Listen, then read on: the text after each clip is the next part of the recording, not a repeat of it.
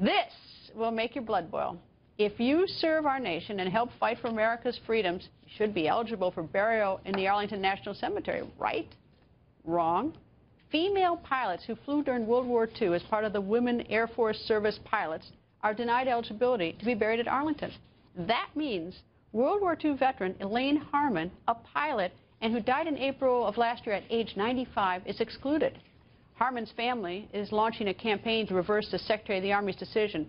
Arizona representative and the first female combat pilot, Congresswoman Martha McSally, goes on the record. Good evening. How are you doing, Greta? All right, I'm furious about this. And her remains, by the way, are sitting in a closet in someone's home in Silver Spring, Maryland. Right. This is ridiculous. These women were amazing. Or her ashes, I should say, yeah, not her remains, her ashes. Were amazing pioneers. Many of them were mentors to me. I mean, they flew 78 different airplanes, ferrying airplanes across the country, towing targets so that ground gunners could practice, hit with targets, training other pilots.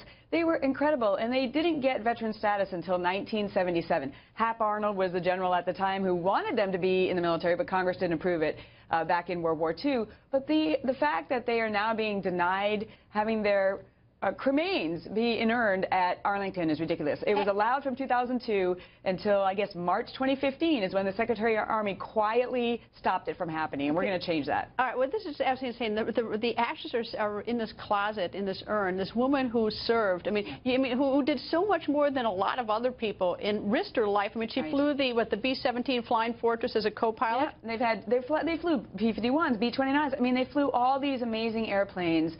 Very important time for us. And again, 3 of them were in the front row at my change of command when I took over command of my fighter squadron. Amazing pioneers and military veterans. And they are being denied this. It's cruel. It's BS. It's towards the end of their lives. It needs to change. It's up to the Secretary of the Army, but we're going to introduce legislation probably this week to overturn it. All right, there are some other surviving women who, from this era, right? There's a little over 100 that remain living. 38 of them actually died in the line of duty while they were, doing their job, flying in all these amazing different circumstances. But they weren't considered at the time in the military until 1977. Until 77. They were given the Congressional Medal of Honor, Congressional Gold Medal, in 2009. Everyone agrees that they should have been considered active duty. We righted that wrong in 77, and now this legal loophole has the Army saying that they can't be inurned here. I don't think it's even a legal loophole. I think it's just being stupid. I think it's downright cruel. It's like it's dumb, it's cruel, it's stupid, it's bureaucratic. Bureaucratic. Yeah, exactly. How much space does some ashes take up at Arlington National? This is exactly it. This needs to change. I would call on the Secretary of the Army right now to make that change, but if he won't do it, then we're going to do it by legislation. So why do you think he did that? Well, I know they are running out of room, but I think this is just, honestly, I can't do that. I can't even say those straight face. I don't know. You have to ask them. This is a ridiculous decision that they have made. They did it clearly not in public. That was last March, and we didn't even know about it until this came to our attention in the last few days.